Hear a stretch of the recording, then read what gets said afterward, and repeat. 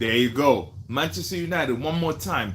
3, Southampton 0. Listen, I don't remember the last time that we were able to come here and say Manchester United scored 3 goals. This is unheard of, all right? But today, we did it, okay? There was a lot of doubters out there. There was a lot of people thinking like, okay, we're going to mess this thing up, right? There was a lot. Look, listen, all these pundits out there, they were ready. They had their stories written up. They had the tweets ready to send. They had their publications ready to print because they anticipated that we're going to stumble. We're going to mess up. Manchester United is going to screw up. Ten Hag is going to fumble one more time. Listen, we messed that up for them, all right? Because we are Manchester United, man. Listen, whenever people doubt us, we come up big, all right? Whenever people think that we are not going to perform, we come out and do what we're supposed to do. Yeah, we haven't done that in as many times as we would like, but today we came out. Right, now listen, let's roll it back a little bit, okay? I woke up a little bit late, okay? My plan was to, I was going to go live and either do a live watch along for this game. So I woke up a little bit late, right? And in the back of my head, yesterday I was going to do a video talking about my lineup. My lineup was going to go like this, right? I was going to have Onana in goal, and then back four is going to be Ligt, Martinez, Delon, the left back. Right back is going to be Mazraoui. In the midfield, I was going to have Ugarte, Kobe Mainu, Bruno. In the wings, I was always going to start Rashford, right? And then up top, Xerxes. On the right, Ahmad. That was my lineup. So, okay, when I went to sleep, that's my lineup, okay? And I didn't have the time to do the video to talk to you fantastic people. People, first of all, smash a like, hit that subscribe if you haven't done so. I appreciate you guys being here, supporting the channel, as always, right? So that was my lineup. So I woke up a little bit late. I was like, oh man, it's like 5 minutes before the game is supposed to start. So I was like, all right. So I go to Twitter, pull up the lineup. I'm like, what is this? Ericsson? There's no way. I don't know if there's going to be out there someone in the world who gave the predicted lineup for this game and had Ericsson starting. If they did, they are lying, okay? I'm telling you that right now. If somebody predicted Ericsson starting this game, they're lying because for sure, nobody did. But you know what? Ten Hag did what Ten Hag does. And listen, it worked out. It worked out. But listen, before we get into that, one thing I can say is the turning point of this game was Andre Onana's penalty save. All right, that penalty save, man. As I'm watching that game, I was like, oh my God, we gave away a penalty. So I was like, listen, knowing our team, knowing Manchester United, I was like, listen, man, if this penalty goes, they score, then our head's gonna drop. Because listen, we have a history of the way we do things, right? We get scored on, our heads drop, and then everything goes to shambles, right? And again, we are at St. Mary's. Now we know Southampton; they're very good in possession, and they could basically play us off the park. People, smash a like as you're coming in and hit that subscribe if you haven't done so. Thank you so much for joining. This is Man United Central, and I'm your boy Luther. Listen, we're talking about Manchester United, Southampton. Manchester United was able, all right, finally we were able to get that W, people. Congratulations to you guys, because listen, we needed this, all right? If we did not get this win, guys, our weekend would have been in shambles, right? Because you know how it is, right? Whenever Manchester United loses, and especially this game that we played today, the game was very early. It's the first game of on Saturday. It could have ruined each and everything, right? When it comes to Man United, whenever we lose, it messes up our entire weekend. But you know what?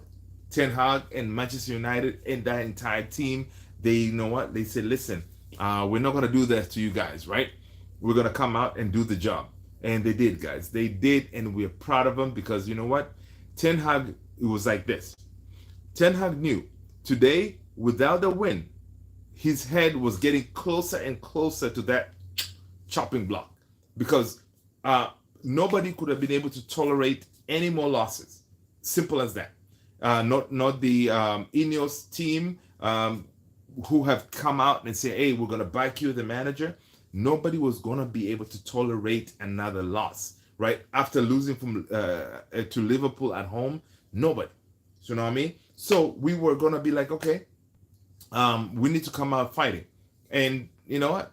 Ten Hag set us up in his own way by putting Eriksen in there instead of Ugarte, because okay, another thing, we knew that Ugarte is going to be hard for him to start, because Ten Hag had said in the press conference that Ugarte came, he was the last one coming back from international break, right? From coming back from Uruguay and all this stuff. They had a game against Venezuela. He played 90 minutes. So when it comes to players coming back from international break, he was the last one, right? So being the last one, when I saw that comment, I was like, okay, definitely Ugarte is not going to start. So I was like, okay, if Ugarte is not going to start, what, you know, in the back of my head, I was like, what is Ten Hag going to do here? Obviously, he cannot start Casemiro. Casemiro had a really, really, really, really terrible game against Liverpool, right? Something had to change. And listen, Ten Hag threw in Eriksen in there. So what he did, Kobe Mainoo played the 6, Eriksen played closer to Bruno, you know, which that itself, it was very, we hadn't really seen as much of that as in the past, because listen, whenever you have, they're both creative players, right? Eriksen for his national team, he plays in that Bruno role, the creative, right? So him and Bruno, I don't know, they don't really gel very well, right?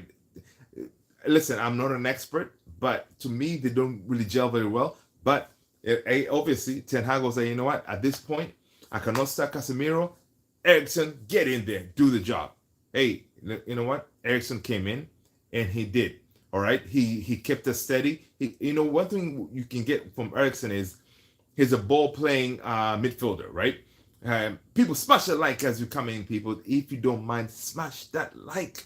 And if you haven't subscribed, so hit that subscribe. Thank you so much. All right. So one thing I say, Eriksen, you know, he did a good job, right? He made us tick in the midfield. He made us, you know, he was cleaning, tackling, make sure the ball it advances quickly, because that's what Eriksen will give you in any game, because he would, he's one of those midfielders that, listen, they always want to progress the ball, right? And he did that. So, which is good, right? He did the job, what was instructed to him. And listen, we played decent, okay? Now, if you talk about Kobe Mainoo had a crappy game today, man. Kobe Mainoo had a crappy game. Of course, the ref didn't really help us much. You know, all those tackles and everything, they were not coming our way. The ref gave him a yellow card from the get-go. I was like, okay, man, this is not going to be good.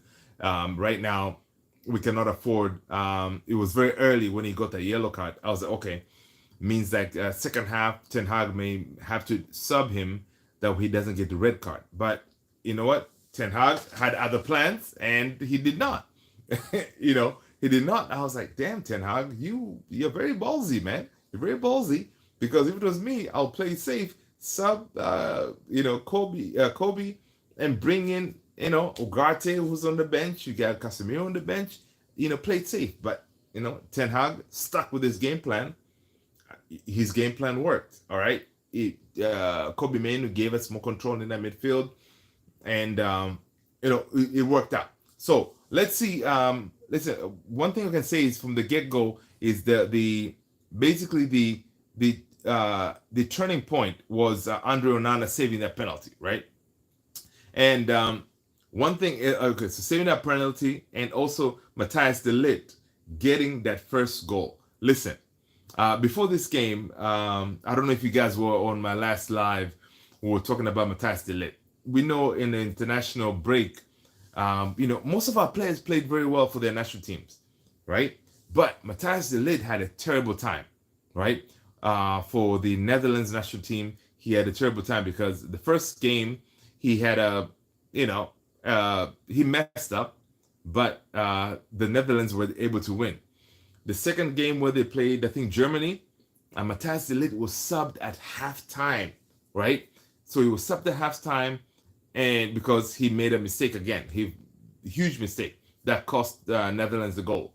So you know how people hate Manchester United, right? People hate everything about Manchester United.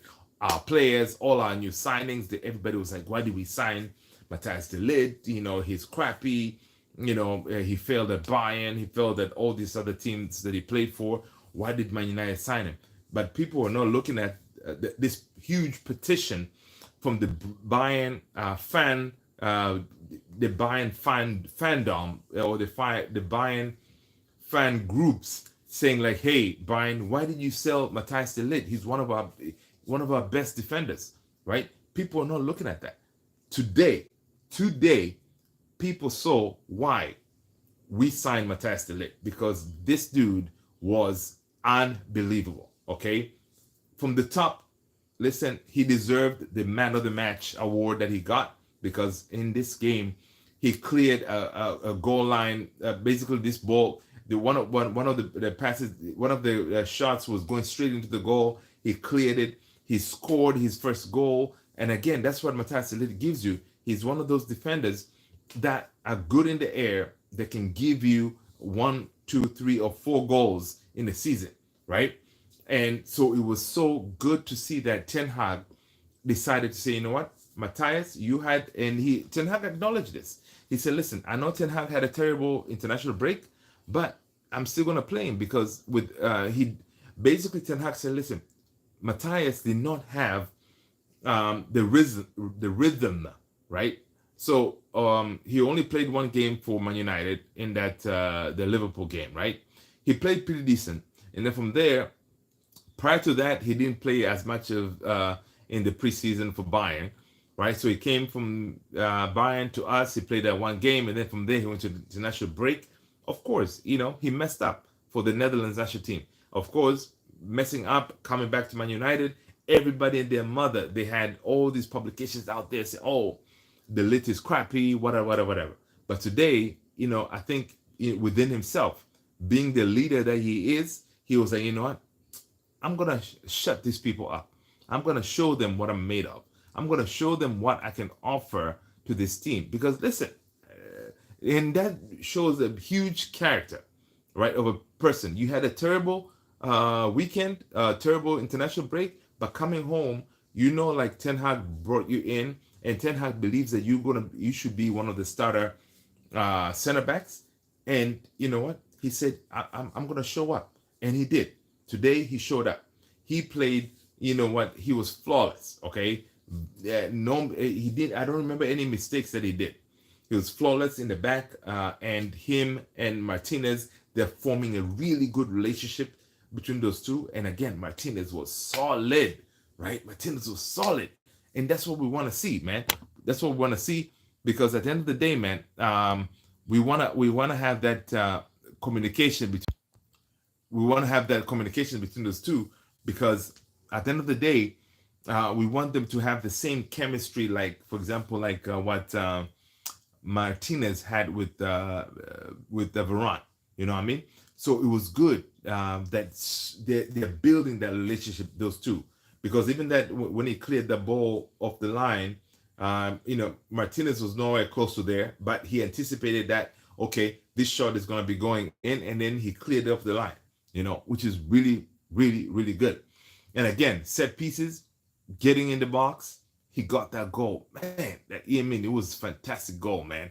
So it was good to see that De Ligt has that in it, right? And also it was good to see that Ten Hag did not use the international break to bench Matthijs de Ligt, right? Because Ten Hag knows, listen, man, Matthijs de Ligt is his guy. He has played with him at Ajax, all right? He was the youngest captain, I believe, at Ajax, and who gave him the captaincy? Ten Hag. So Ten Hag knows this player. He knows what he can do, right? Even though Ten Hag saw everybody talking about, oh, De Ligt had a terrible time in the Netherlands national team. You know what? Ten Hag put all that aside. They said, son, you're going to start. Okay, I believe in you. with game time, you'll do the thing. And you know what? Matthias de Ligt did it, man. He did his thing today. He gave us that goal. He gave us the goal that we needed, and that goal, I'm sure, is gonna give him a lot of confidence going forward. Because you know what? He knows that, listen, going forward, he's always going to be a threat, right? He's always going to be a threat in the box, and he can give us a goal, right? So let's break down what we saw in most of these most of our players. So listen, Onana's game-changing moment was, obviously the penalty. All right, let's dive into what could have been a disaster for Manchester United, right? Diogo Dalot gives away a penalty in the first half, right? So when he gave that penalty away, right, basically it was going to put in Southampton in the driver's seat. But Andre Onana stops that from happening, right? Because listen, you guys watching this game, you all know, listen, if that penalty had gone through, we would have been in big trouble, right?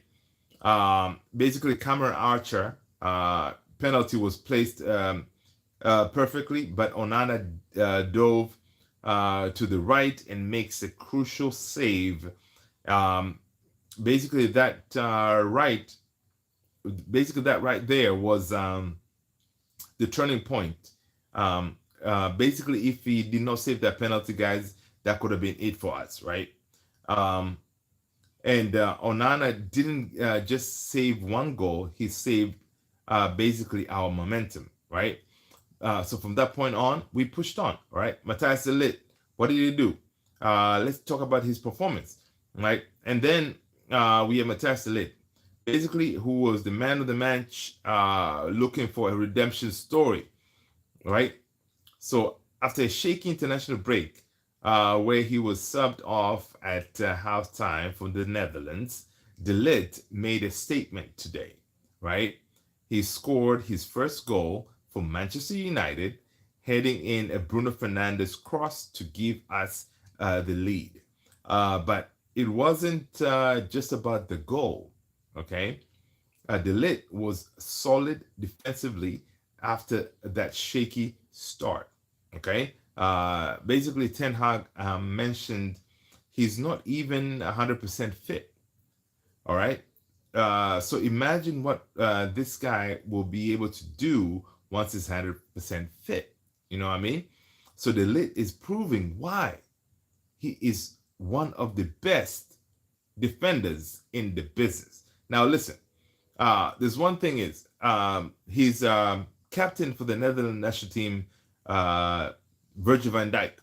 He criticized him. He says, after that Netherlands game when he was subbed at halftime, he was like, and at highest level, when you make a mistake, you'll be punished, but he will use this as a learning platform for him, talking about the Ligt, right? And, so on that day, Van Dijk, talking about a captain, being the captain, he made that comment. And guess what happened today? Yeah, Van Dijk had a terrible game. Okay, Van Dijk and Liverpool lost to Nottingham Forest at home. Ha! Take that, you scousers. So basically, he came out on the press criticizing De Ligt. De Ligt had a killer game, and then Van Dijk had a crappy game because Liverpool lost at home. All right, that's how fate works sometimes. I love it. All right, let's talk about Rashford, man. And one thing is this: Marcus Rashford, he was able to get a goal. 6 months without a goal, guys. I didn't know it was that long. That is crazy. Okay. Rashford picked up. Basically, what happened is this: Rashford picked up the ball outside the box, unleashed a beautiful place shot, and there you have it. It was a bang. It went in. Man United went 2-0 up. You could see the relief in Rashford's face, right? And this is just the beginning of what he can do. You know what I mean? Ten Hag said, once the first goal is in, more are coming. watch out for Rashford because he is about to explode. Listen, one thing is this: we know that the entire Man United hierarchy and organization and the entire team at Manchester United, they know what Rashford can give us, right? First of all, during the international break, Rashford was not included in that in to go international to join England national team, right? So we saw those videos. He trained very well. You can see that he's ripped. He's ready. Like he has that the drive, the fire. Like you know what? I need to show people what I'm about. Last season was crappy, but this season it looks like he has a point to prove, right? Rashford has a point to prove in this season. So seeing those videos during the international break, I was like, okay, man. I had him. My predicted lineup, I had him starting. So I'm glad he started, and I'm glad that he got his goal because that is going to be huge for him going forward, right? Because as a striker, even though he's a winger, but as a striker, scoring that first goal, it will change how you progress going forward, right? And Rashford needed that goal. You can see some of those pictures, man. Like you can feel like he's like, man, I needed this goal to shut people up. Because listen, he feels like everybody and their mother, they're coming at him saying, listen, man, you are Mancunian, born and bred, you should be bleeding Man United, you should be performing at the highest level. All right. You are the face of Manchester United. And why aren't you doing this? You know what? And I'm sure Rashford, he's feeling the load of all those comments. He can anticipate or see all these people on social media coming after him, right? And you know what? I feel for him, but I'm glad that he kept his head down and he worked at it and he got rewarded. And that's the best thing. He got rewarded this today from all the work that he did during his international break. You know what I mean? He scored, and then also there was one shot that he was gonna try to get the top right hand corner, like one of his trademark shots, right? He was trying to hit it to try to catch Ramsdale off his line to score, and that's good. That shows that he's getting that confidence back, because a confident Rashford, he can give us at least 20 goals. Now, if we can get at least 20 goals from Rashford, guys, we will be firing, right? Because we need goals. And Rashford, we know, like, listen, that first season with Ten Hag, he gave us 30 goals. So it means he can give us at least 20, guys. We need those goals. So this is good. It's going to build a lot of confidence for him. He's going to rediscover that feeling that he can take on players, right? He can take on these defenders and, and score some goals, man. That's what we want. And also, if you didn't check out my last video, go to my channel and check my last video yesterday, when I was talking about the preview for this game. There were some clips out there that Rashford was talking to the king himself when it comes to goal scoring in Ruud van Nistelrooy, right? Van Nistelrooy is sitting there talking to these guys and say, hey, man, this is how you need to do it, right? And I think Rashford is going to benefit from it. Joshua Zirkzee is going to benefit from it. Rasmus Højlund is going to benefit from working with Ruud van Nistelrooy, because listen, when it comes to clinical finishes, listen, there's none better than Ruud van Nistelrooy, and we have him as our assistant coach. So I'm sure most of these players, they will benefit from that, right? So I'm so glad that Rashford got that goal. All right, let's see what else we got. What else we got here is basically we're going to talk about the impact of the substitute, right? Alejandro Garnacho, right? A lot of people, they were thinking that, okay, because this man liked Cristiano Ronaldo's comment, that's why he was sitting on the bench. Fabrizio Romano confirmed that, listen, Garnacho on the bench, it had nothing to do with his comments, right? It has nothing to do with his comments. This was more of a tactical setup. Ten Hag basically, he needed to approach it a different way, so he kept Garnacho on the bench. So it's more tactical tactical. It's nothing to do with him commenting or no liking Cristiano Ronaldo's comment, right? So there you have it, people. In case you were wondering, because I know a lot of us were wondering, okay, is that's the reason why he's on the bench? Now listen, Garnacho's cameo's appearance. Within minutes of coming in, he forces Southampton captain Jack Steven into a red card, and basically Jack Stevens that tackle was a disgrace, man. That could have really hurt Garnacho, and I think it was well deserved that red card. All right. So Garnacho basically he capped off his game with a goal in the stoppage time, right? And the reason I like this goal from Garnacho is the way it was set up, right? At that point, we already had like Lisandro out, Mazraoui, the Ligt out, and then we had Maguire in, we had Johnny Evans in. Who else came in as defenders? Yeah, and Casemiro in center defense. So basically, with that, Casemiro, advanced the ball in the final third, and it was able to find that pass to Dalot. Dalot cut it back to Garnacho. Garnacho put it away, right? And that was really good to see, because a lot of people, they were like, okay, people were thinking like, okay, maybe it's time for Garnacho to be starting. You know what? It's time for Garnacho to be starting. Because people were like, oh no, Rashford needs to be, he needs to start on the bench. But I'm glad that Ten Hag stuck with him, because the way I feel it is, Garnacho to me, he's one of those players that he's more effective from the bench, right? He comes in when your fullbacks for the opponent's team, they are, they're getting tired. And when you bring in the likes of Garnacho with that pace, that intensity, the fullbacks from the opponent's team, they really cannot handle him. So he can create a huge problem to them, right? So he came in and he gave us the goal, which is really good, because now we're like, okay, Rashford scored, Garnacho scored, right? Which is real well and good.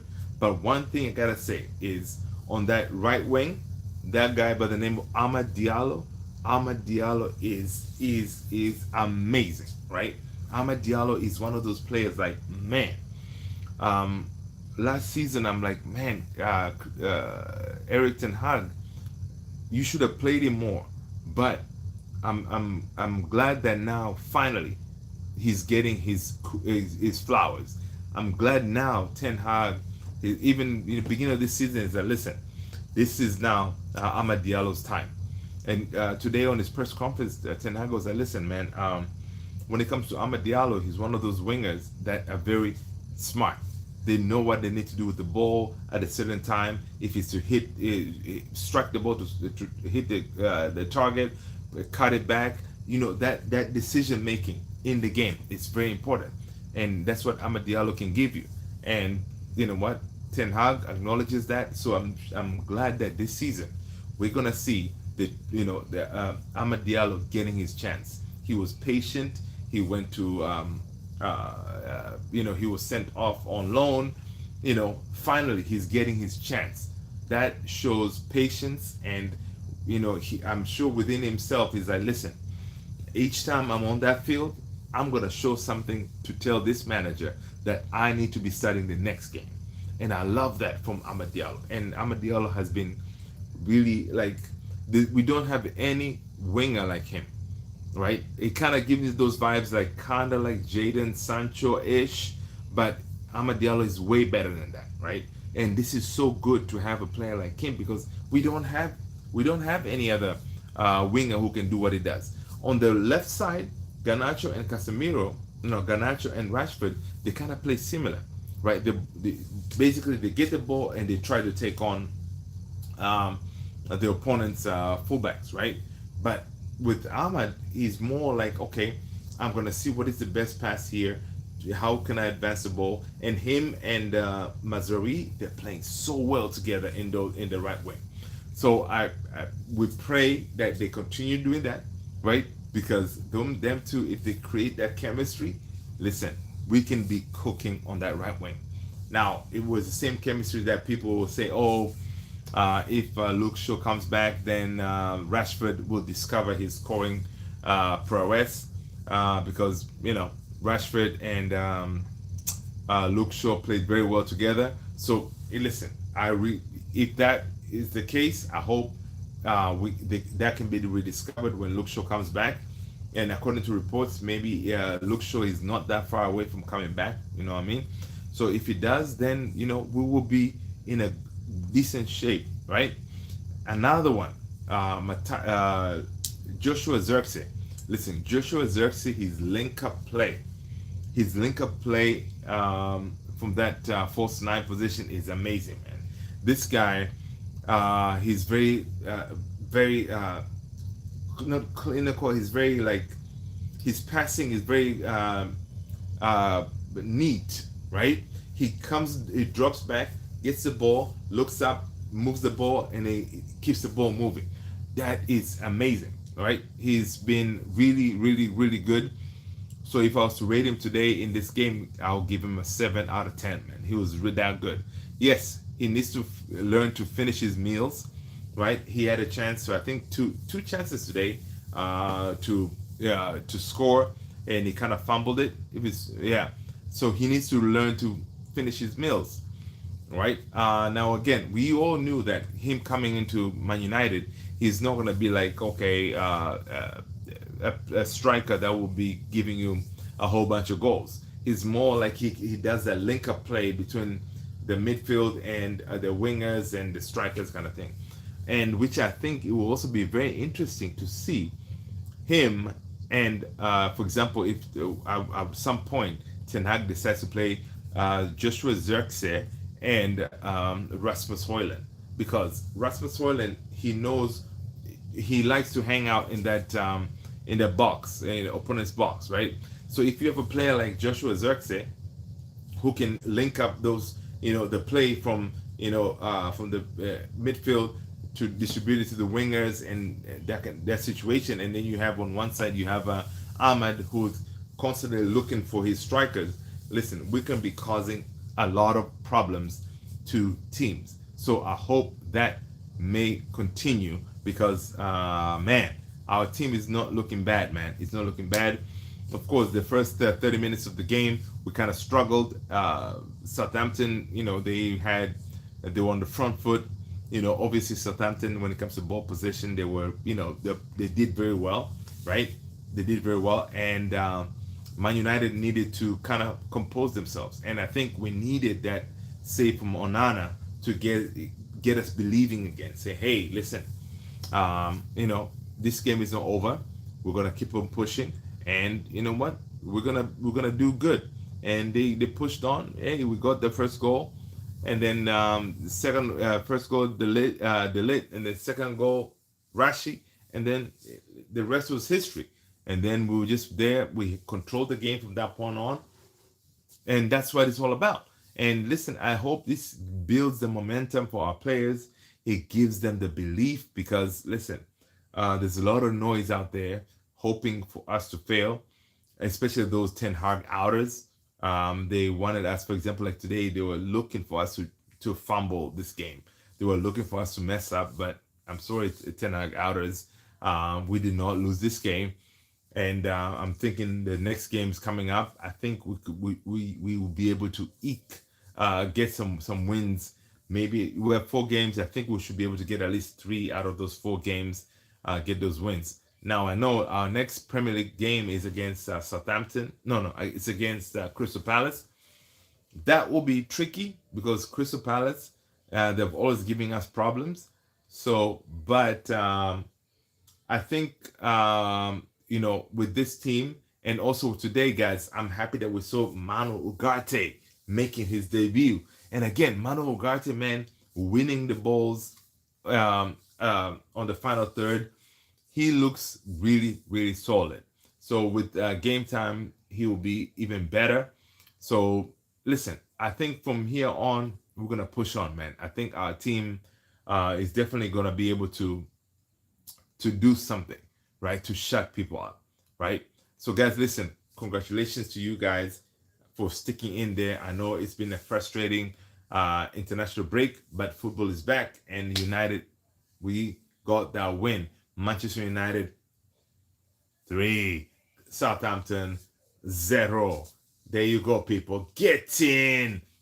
Peace out. Thanks so much for watching. Hit that subscribe, hit that follow. You know what? I'll talk to you guys on the next one.